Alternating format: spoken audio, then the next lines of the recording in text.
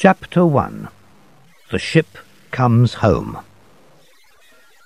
On the 24th of February, 1815, the ship Pharaoh came into Marseille. A man on the shore jumped into a boat and went out to the ship. A young man, about 20 years old, looked over the side of the ship. He seemed to be the captain. He was the type of man who meets danger without fear. "Oh, is it you, Dantès?" cried the man in the boat. "What has happened?" "A very sad thing, Mr. Morel," replied the young man. "When our ship was near Civitavecchia, we lost our brave captain Leclerc." He turned to his men and gave a quick order. Then he turned again to Morel. The Pharaoh was Morel's ship, and Edmond Dantès was first officer. "We will all die one day, Edmond," said Morel. "The goods?" "They are safe, Mr. Morel. Now, come on board. Here is Danglars. He does all the buying and selling. I must look after my ship." Morel climbed quickly onto the ship and met Danglars. Danglars was about 25 years old. Nobody on the Pharaoh liked him. "Well, Mr. Morel," said Danglars, "you heard about the sad death of Captain Leclerc." "Yes. He was a brave and good man. And a good seaman. He was old and wise. A good ship's captain for Morel and Son," replied Danglars. "A young man can be a good captain too," Morel said. "Look at our friend Edmond. He works well." "Yes," Danglars. He looked at Dantès. He did not like him. "Yes, he is young, and he is very sure of himself. When the captain died, we had to take orders from him, and as a result we lost a day and a half at the island of Elba. We needed to come straight to Marseille." "He has to take the captain's place," said Morel. "He is the first officer. But it was wrong to stop at Elba. Was the ship unsafe? Did you need to work on it?" "There was nothing wrong with the ship. We stopped at Elba and went on shore. It was a holiday, not work." "Dantès," the ship owner called. "Come here, please." "In a minute, Mr. Morel," answered Dantès. He gave an order to his men. When the ship was safely tied up, Dantès came towards Morel. "The ship is now ready," he said. "Can I help you, sir?" Danglars took a few steps back. "Why did you stop at the island of Elba?" asked Morel. "I don't know, Mr. Morel. It was Captain Leclerc's last order. He gave me a letter for Marshal Bertrand." Morel took Dantès' arm and pulled him close. "And how is Napoleon?" he said quietly. "He seemed very well." "You spoke to him?" "No." "He spoke to me," said Dantès. "He asked, 'When did you leave Marseille? What goods are on board?' He was very interested. Perhaps he wanted to buy the ship." "I am only the first officer," I said. "The ship belongs to Morel and Son." "Ah," he said, "I know them. The Morels have owned ships for many years. But there was a Morel who was a soldier. He fought with me at Valence." "True," cried Morel happily. "That was Policar Morel, my uncle. He was a great soldier, a captain. Dantès, my uncle, will be very happy about Napoleon. It will bring fire into the old soldier's eyes. You were right to stop at Elba, Dantès." But don't tell people about the letter for Marshal Bertrand, and about Napoleon. You will get into trouble." "Why?" asked Dantes. "I don't know what was in the letter. Napoleon only asked me simple questions. Anyone can answer questions like those." "My dear Dantes," said the owner, "are you now free?" "Yes, Mr. Morel," Dantes replied. "Can you come and have dinner with me?" "Thank you, Mr. Morel, but I must visit my father first." "Visit your father, and then come to my house." "Thank you again, Mr. Morel, but there is another person that I must see." "True, Dantes, I forgot. Of course, the beautiful Mercedes. She came to see me 3 times. She wanted news about the Pharaoh." "She has promised to marry me," the young seaman said. "My dear Edmund," said the owner, "that is very good news. Now, hurry away to see your father." "Thank you, Mr. Morel. I have a question. Can I leave the ship for 14 days? "To get married?" Morel asked. "Yes, first. And then I want to go to Paris." "Yes, of course, Dantes. But come back again in 1 month. The Pharaoh can't sail without her captain." "Without her captain?" cried Dantes. His eyes were bright, and he was very happy. "Are you really going to make me captain of the Pharaoh? Oh, Mr. Morel, I thank you for my father and for Mercedes." "Good, Edmund. Go to your father. Go and see Mercedes, and then come to see me." "Shall I take you to the shore with me?" Dantes asked. "No, thank you. I'll stay and do some work with Danglars." "Were you pleased with him on this journey?" "Do you mean, is Danglars a good friend?" "No, we aren't friends. We disagreed one day near the island of Monte Cristo, and he doesn't like me. But he works well. I can say nothing against him." The ship owner watched Dantes until he reached the shore. Danglars stood on the ship behind Morel. He also watched the young man as he went away. But he did not look kindly at Dantes. Chapter 2. Father and Son. Dantes turned into a narrow street and went into a small house. "My dear Edmund," cried his father, "my boy, my son, you are here in Marseille. Tell me all your news." "I have some sad news. The good Captain Leclerc is dead. But I am now captain of the Pharaoh. Just think, I am only 20 years old and the captain of a great ship. I will earn good money. I can buy you a new house." "What is the matter, father? Aren't you well?" "It is nothing," his father said. "You need food and a drink. Where will I find food and drink for you?" "There is nothing in the house," answered the old man. "But I don't need anything, because you are here. When I left 3 months ago, I gave you plenty of money," Dantes said.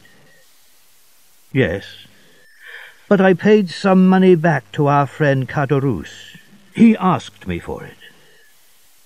"But you gave Caderousse more than half of the money. Why did you do that? Here, father, take this and send for some food." Edmund put all his money on the table. "No, no," said the old man. "I don't need all that money." "But here comes Caderousse. He knows that you are home. He wants to welcome you." "Hello. You have returned, Edmund," Caderousse said. "Yes, neighbour," replied Dantès. He tried to hide his real feelings. "I am ready to help you in any way." "You are rich now," said Caderousse, looking hungrily at the money on the table. "Oh, that," said Dantès. "That is my father's money. But of course, you are our neighbour. If you want money, we will lend it to you." "Thank you. But I don't need anything. I met my friend Danglars, so I heard that you were here. I wanted to see you." "Good Caderousse," said the old man. "He is a great friend to us." There was an ugly look on Caderousse's face. "Well, Morrel is pleased with you," he said. "Are you hoping to be the next captain of the Pharaoh?" "Yes, I believe that I will be the next captain. But, dear father, I must leave you. Now I must visit another person in the town." "Go, my dear boy, and God protect your wife." "His wife?" said Caderousse. "She isn't his wife yet. Mercédès is a fine girl, and fine girls have plenty of young men. But you will be captain of the Pharaoh, so my opinion of women, and of Mercédès, is better than yours," Dantès said. "I know that she will always love me." Edmund left the house, and Caderousse joined Danglars. The seaman was waiting for him at the corner. "He isn't captain yet," said Danglars quietly. "We can stop him. Let's go. We will stop at La Réserve and drink a glass of wine there." "Right then," Caderousse said. "But you must pay for the drink." Chapter 3. Mercédès. Danglars and Caderousse sat at a table under a tree. In a house about 100 meters away, a young girl was at the window. Her hair was as black as night, and her eyes were as dark and wonderful as the shadow of a forest.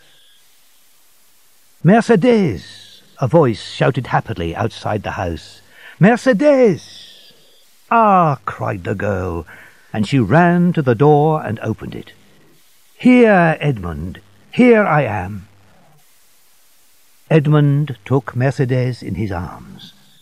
The golden sunshine of Marseille shone on them. They were together, the only two people in the world. Edmund and Mercédès walked past La Réserve. Caderousse and Danglars were still there. "Hey, Edmund!" cried Caderousse. He got up from his seat. "Are you too proud to speak to your friends?" "No, my dear man," Dantès replied. "I am not proud, but I am happy. I was thinking about Mercédès." "When is the wedding?" asked Danglars. "Soon. Tomorrow or the next day, here at La Réserve. We hope that you and Caderousse will be there." "Tomorrow or the next day. You are in a hurry, Captain," said Danglars. "I am not a captain yet, Danglars," said Dantès. "But yes, we are in a hurry, because I must go to Paris." "To Paris? Do you have business there?" "It is not my business. Captain Leclerc asked me to finish some work for him." Yes, I understand," said Danglars. And he added, speaking to himself, "To Paris. He is taking Marshal Bertrand's letter there. Ah, I have an idea. Dantès, my friend, you are not captain of the Pharaoh yet." He turned towards Edmund. "A good journey. he cried. "Thank you, my friend," said Edmund, and the two lovers continued on their happy path. "Boy," shouted Danglars, "bring me a pen and paper." "It is a strange thought," said Caderousse. "You can kill a man with a knife, but you can also kill him with that pen." "I will tell you what I am going to do," said Danglars. "Dantès has just returned from a journey. He stopped at the island of Elba. We are going to send a letter to an officer of the government. We will write that Dantès is working for Napoleon. He wants to bring Napoleon back as ruler of France." Danglars wrote, using his left hand. "A friend of the king has information for the king's officers. Edmond Dantès of the ship Pharaoh brought a letter from Elba to the followers of Napoleon in Paris. You will find the letter in his coat, or at his father's house, or in his room on the ship."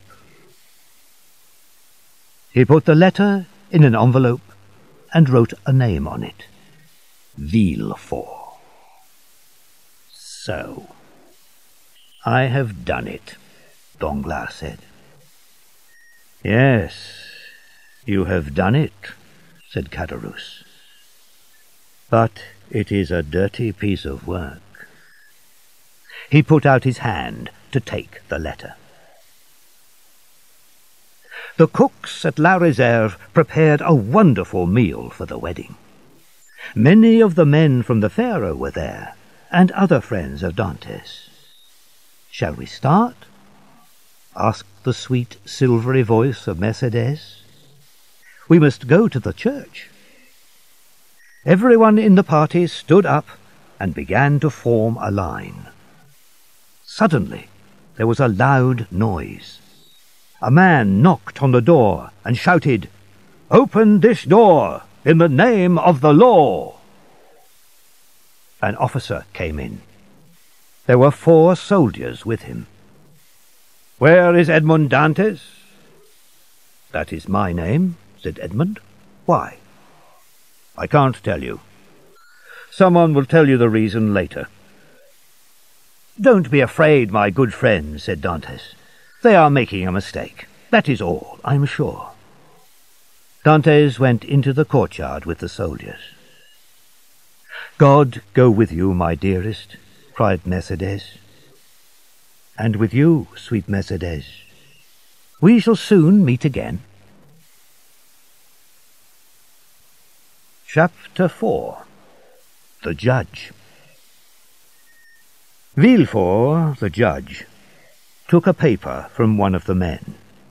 He said, "Bring in the prisoner." Dantès came into the room. "Who and what are you?" Villefort asked. "My name is Edmond Dantès," the young man replied. "I am an officer of the Pharaoh, one of Morrel's ships." "Your age?" 20. "Where were you when the soldiers came?" "I was at my wedding." Dantès' voice was full of tears. Earlier in the day he was so happy, and now... "It is sad that this man missed his wedding," thought Villefort. But he continued, "Do you work for Napoleon?" "I wanted to join one of his ships, but he lost power." "People think that you are a dangerous man. They say you want to bring Napoleon back to power." "Me? Dangerous? I am only 20. I don't know about things like power. I love my father, I love Morrel, and most of all, I love Mercédès. That is all that I can tell you." Have you any enemies? Enemies? Said Dantes. Only important men have enemies. I am not important. True, you are only 20, Villefort said. But you will soon be captain of a ship. You are marrying a pretty girl. Does someone hate you because you are so lucky? Perhaps. I don't know. You know men better than I do. I received this letter. Do you know the writing? Dantes read it. A cloud of sadness passed over his face. No, I don't know the writing. But the writer of this letter is a real enemy. Now, said the judge, answer me. Are the words in this letter true? No, Dantes replied. I will tell you the facts. Captain Leclerc became ill soon after we left Naples. On the third day, he was very ill. He called to me and said, "Promise me something. It is very important." I promised. After my death, you will become captain. Go to Elba and ask for Marshal Bertrand. Give him this letter, and he will give you another letter. He will tell you where to take it. That is what Captain Leclerc said. And what did you do then? The judge asked. I agreed. Leclerc was dying. On a ship, the last request of an officer is an order. I reached Elba, and I went on shore alone. I gave the letter to Marshal Bertrand. He gave me a letter to take to a person in Paris. I came here, visited Mercedes, and prepared for my wedding. I am going to Paris tomorrow. Ah, said Villefort. Perhaps you were unwise, but you followed the last orders of your captain. Give me the letter that you brought from Elba. Promise to see me again if I call you. You can go back to your friends now. I am free, then? Said Dantes happily. Yes, but first give me the letter. You have it already. The soldiers took it with some other letters. They are on the table. Stop, said Villefort, as Dantes took his hat.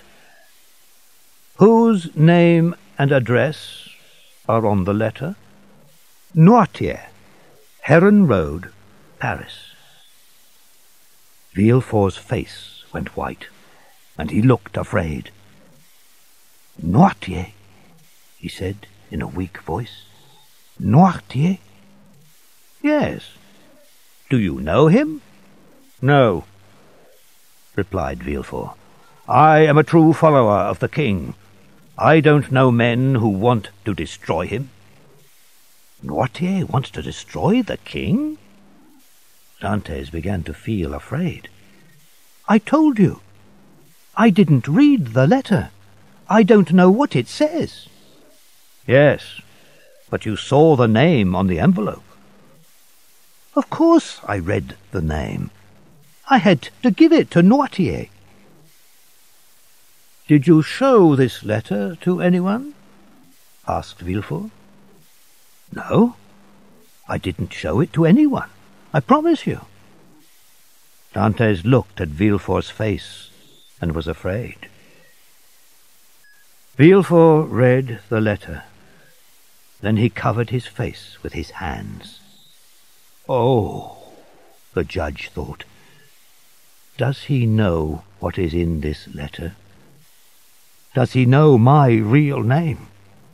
Does he know that Noirtier is my father? If he knows this, then I am in danger. He looked closely at Dantes. Then he said, You cannot leave now. You must stay here for some time. I will try to make your stay as short as possible. The only thing against you is this letter." He took the letter from the table and went to the fire. "Look, I am burning it." "Oh," cried Dantes, "you are very kind." "Listen," said Villefort. "You know that I will help you. You will stay here until this evening. Don't answer any questions. Don't say a word about this letter. And don't say the name of Noirtier." "I promise." Villefort called out, and a soldier came into the room. "Follow this soldier," Villefort told Dantes. The door closed, and Villefort fell into a chair. "Oh, my father, if people hear about this letter, it will be the end for me.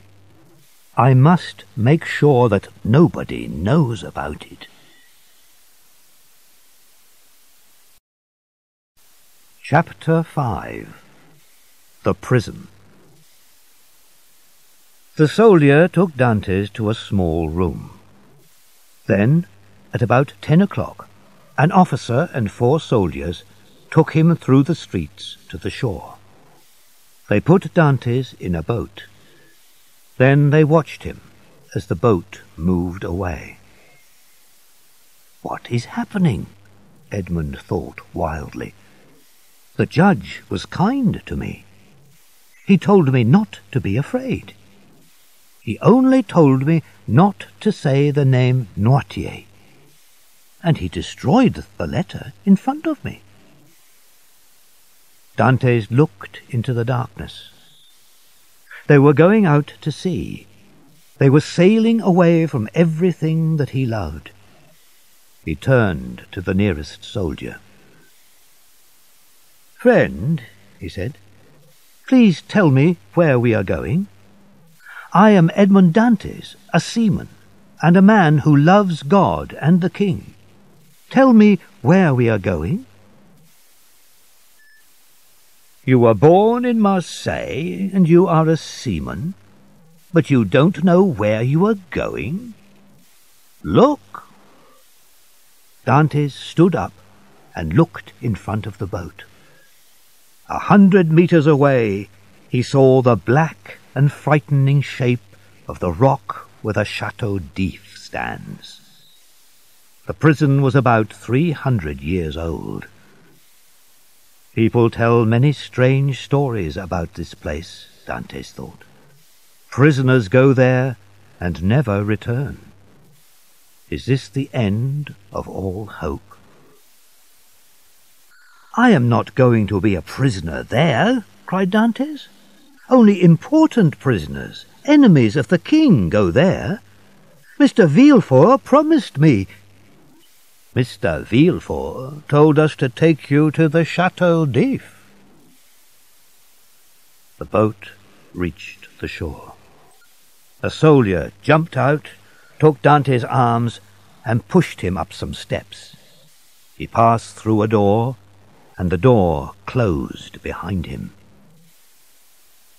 He was in a courtyard with high walls on all sides. He heard the feet of soldiers walking around outside. "Where is the prisoner?" a voice said. "Follow me." Dantes followed. The man took him to a room which was almost under the ground. "This is your room for tonight," the man said. "It is late and the governor is asleep. Tomorrow, perhaps, he will send you to another place. There's bread and water and some dry grass to sleep on. Good night." The man left quickly and took away his lamp. Dantes was alone in the darkness and the silence. At the first light of day, the guard returned. Dantes was standing in the same place, just inside the door. The man touched Dantes on the arm and asked, "Haven't you slept?" "I don't know," Dantes answered. The guard looked at him. "Are you hungry?" "I don't know." "Do you want anything?" "I want to see the governor."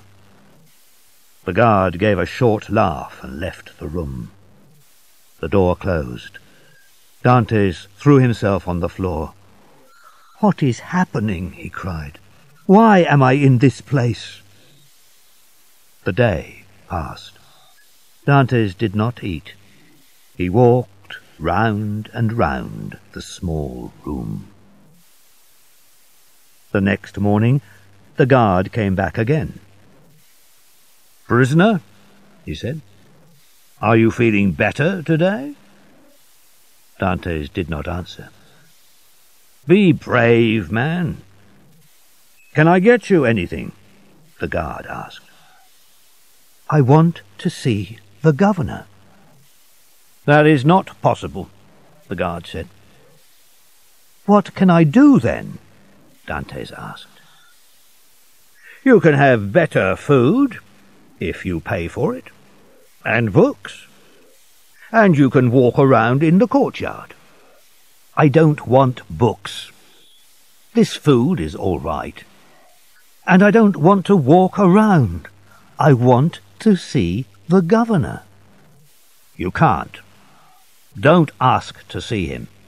I will always say no. You will go crazy." "You think so?" "I know it. There is a man in this prison.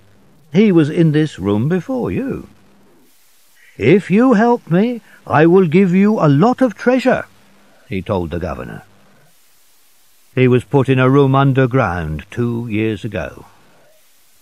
"Listen, I am not crazy," Dantes said, "and I must see the governor." "Oh ho!" cried the guard, stepping back. "You are going crazy. We will have trouble with you. But there are plenty of places underground." He went out. A few minutes later he returned with 4 soldiers. "The governor has sent orders," he said. He turned to the soldiers. "This prisoner is crazy. Put him underground." The soldiers took Dantes' arms. He went quietly. They walked down 15 steps. Then the soldiers opened the door of a room and threw Dantes inside. The door closed, and Dantes walked around. He held his hands out until he touched the wall. Then he sat down in a corner. It was very dark, and he could see nothing. "The guard is right," he thought. "This place will make me completely crazy."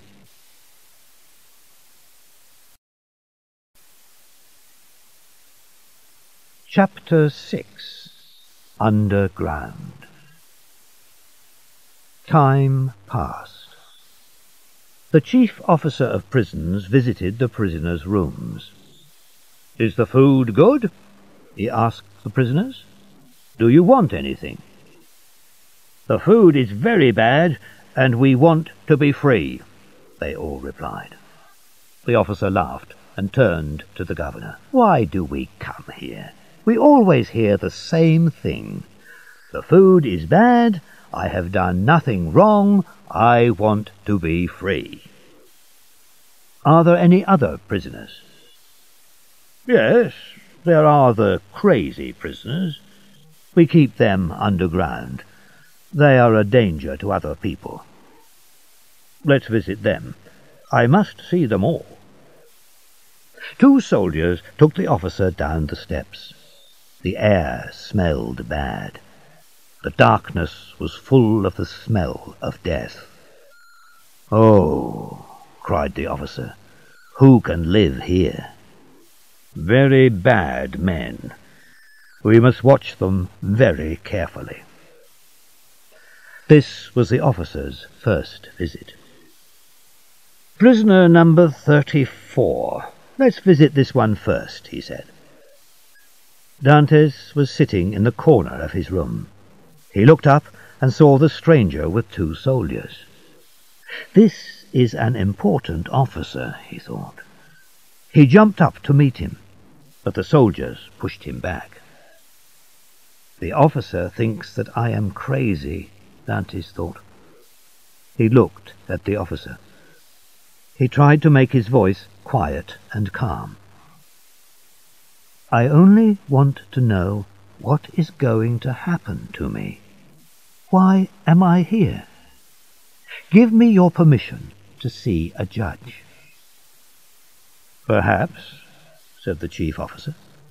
Then, turning to the governor, he said, "Show me your books.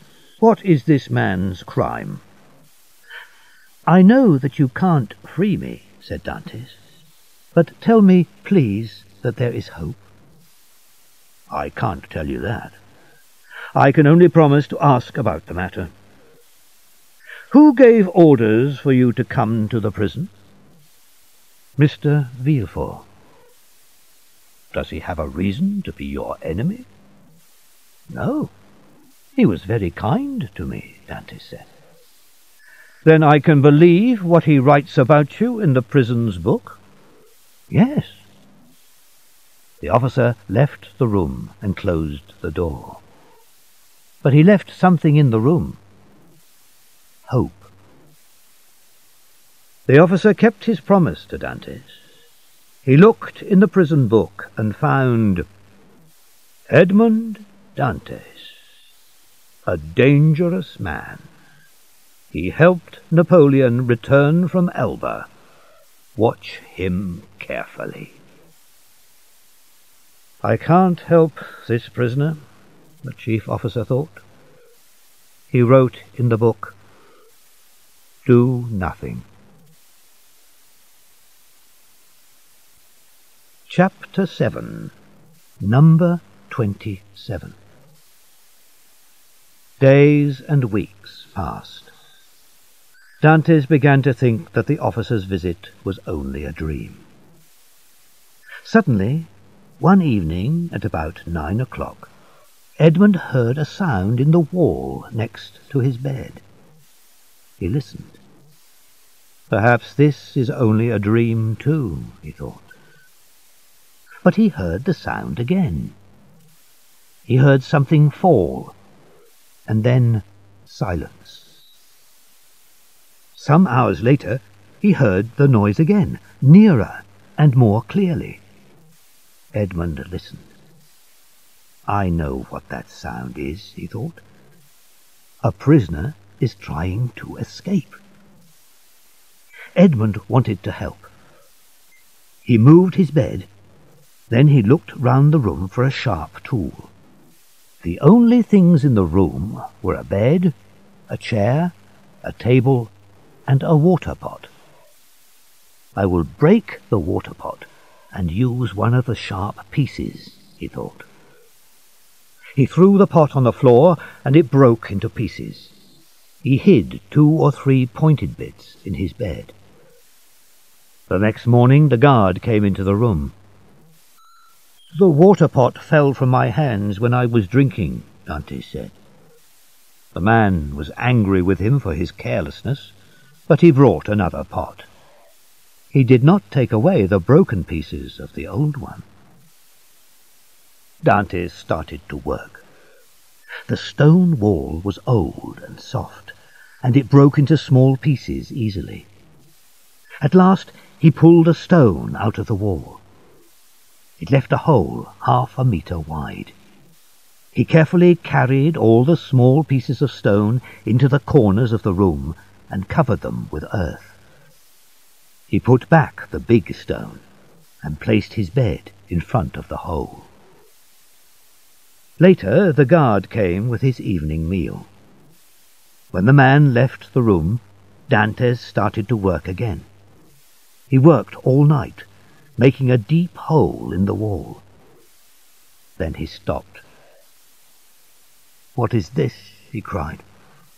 I can't cut through it or move it. It was a great piece of wood. Dantes could not make the hole deeper. "Oh, my God, he cried. "I want to die. I have lost all hope." "Who is the man who can talk at the same time about God and about hopelessness?" said a voice under the earth. Edmund got up on his knees. "Ah," he said, "a voice, the voice of a man. In the name of God, speak again." "Who are you?" said the voice. "An unhappy prisoner." "Why are you in prison?" "I did nothing wrong," Dantes replied. "They say that I tried to help Napoleon. He wanted to return to France." "To return to France? Where is he now, then?" "They sent him to the island of Elba in 1814. Don't you know that? When did you come here?" "In 1811. 4 years before me." "Don't do any more work," said the voice. "Just tell me, how high up are you?" "At the same height as the floor of my room," Dantes said. "What is behind the door of your room?" "A narrow room, and then the courtyard." "Oh, that is bad," the voice said. "My plan is wrong. I wanted to break through to the outside wall of the prison. And then? And then throw myself into the sea and swim to one of the islands near here. Cover the opening of the hole in the wall. Do it carefully. Stop working on the hole. Wait until you hear from me again." "Tell me who you are," cried Edmund. I am number 27. "Why don't you tell me your name?" Edmund heard a quiet laugh. "Oh," he cried, "please, please don't leave me alone. I promise that I won't say a word to the guards." "I will talk to you again," said the voice. "Tomorrow." Edmund closed the opening in the wall, carefully hid the bits of stone, and put his bed back in its place. The next morning, when he moved his bed away from the wall, he heard a sound. He got down on his knees. "Is it you?" he said. "I am here." Soon after that, part of the floor of Dantes' room fell away. Stones and earth fell down into the opening. Then, at the bottom of the hole, Dantes saw the arms and head of a man. The man climbed up into the room. Dantes reached his hands out to his new friend. He was a small man, and his hair was white. His eyes were dark, and he had a long beard. He was not strong. "You seem very happy to see me," he said to Dantes. "Your happiness touches my heart." But Dantes knew that the man was very sad. "You worked hard to escape," he said, "but you haven't reached the outside of the prison. This is just another room. But there are 3 other sides to the room. Do you know what is outside those walls?" "One wall is built against the rock. One is against the lower part of the governor's house. If we get out there, the guards will catch us. And this side faces where?" They looked at the 3rd side of the room. There was a small window high up in the wall, with 3 strong bars across it. The man pulled the table across the room and put it under the window. "Climb on the table," he said to Dantes. "Put your back against the wall and join your hands in front of your body." Then prisoner number 27 jumped up onto the table, and from there onto Dante's hands, and from there onto Dante's shoulders. He put his head through the top bars of the window, then pulled his head back quickly. Finally he said, "I thought so." He got down quickly and easily. "He moves as quickly as a young man," Dantes thought. "This side of your room," said number 27, "faces an open pathway. A soldier guards it day and night. It is not possible to escape through any of these walls." Dantes looked at the man. "You really want to escape," he thought, "and now you know that you can't. So why are you so calm?" Then he said, "Tell me, please, who are you?" "My name is Faria," the other man replied.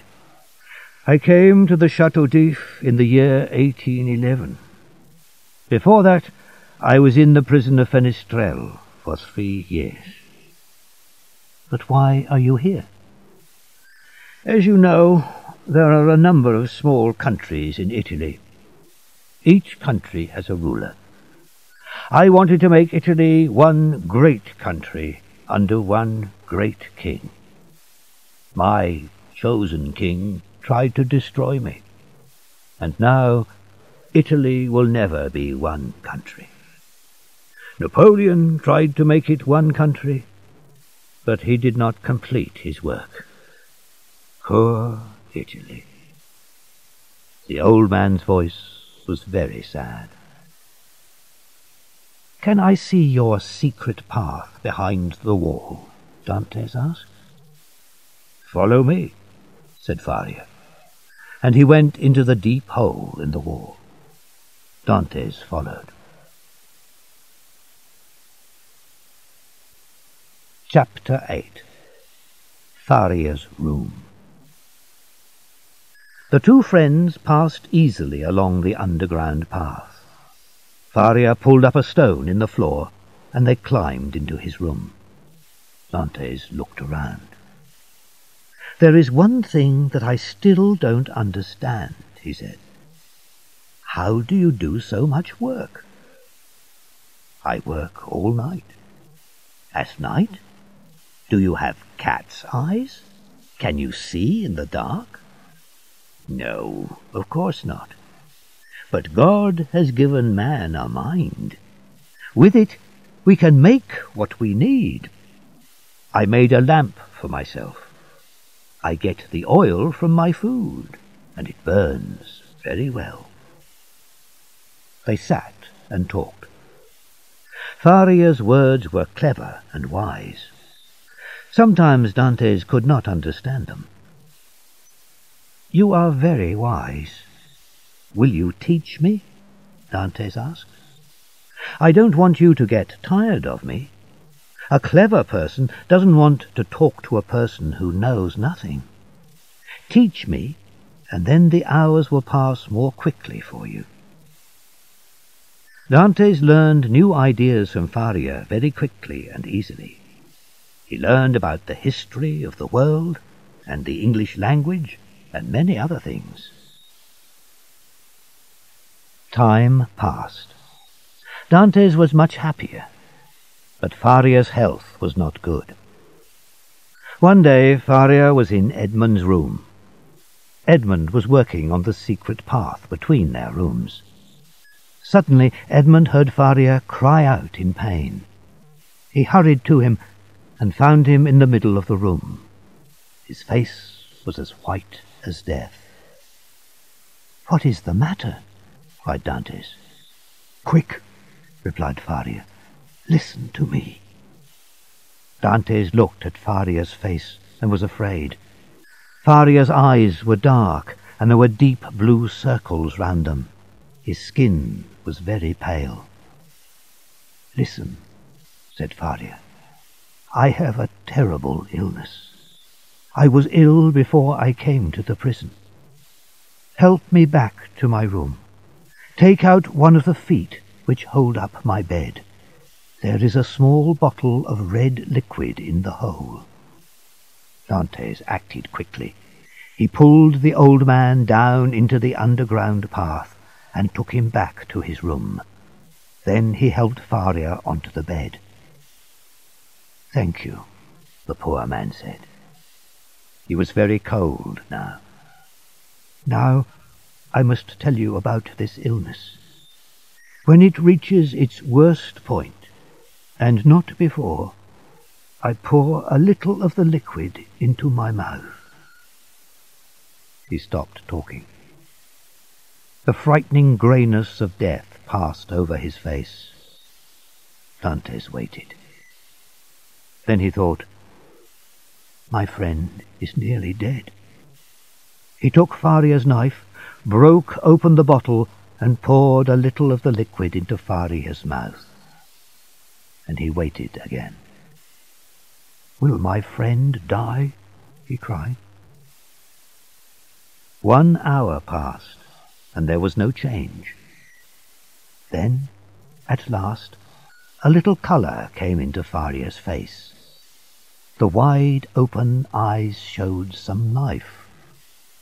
Faria could not speak, but he pointed to the door. Dantes listened and heard the steps of the guard. "He mustn't find me here," he thought. The young man ran to the opening of the underground path and hurried to his room. Just after he reached it, the guard came in with food. He saw his prisoner sitting, as usual, on the side of his bed. After the guard left, Dantes hurried back to Faria's room.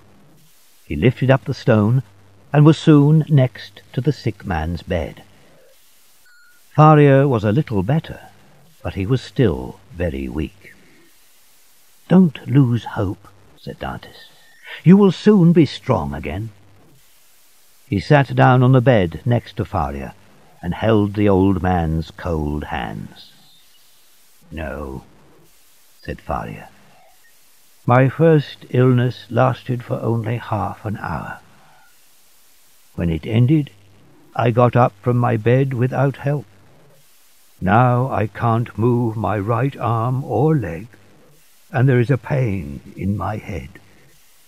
Next time, the illness will kill me." Chapter 9. The Story of the Treasure. The next morning Dantes returned to Faria's room. Faria looked a little better.